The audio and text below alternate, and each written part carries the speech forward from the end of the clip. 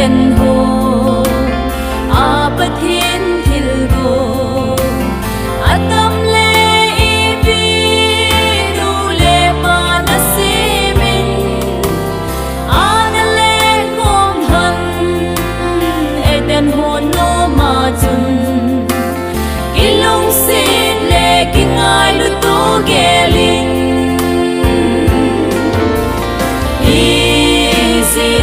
patin gok sa chu mi hemin sukan hi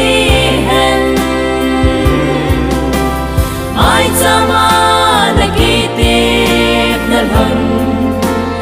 hin ko thong ke sin zui zing non ni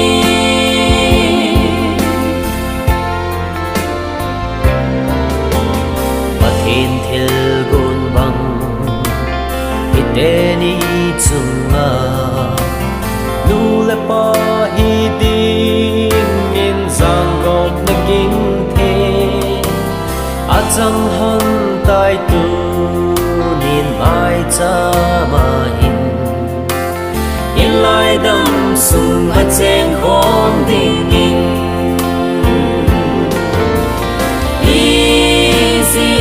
patin gok sa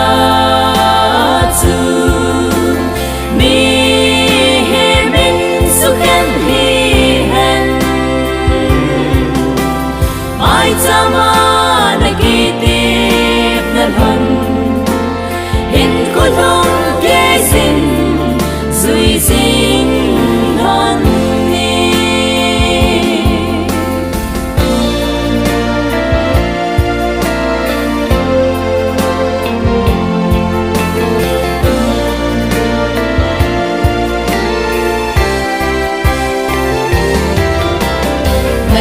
hon tai na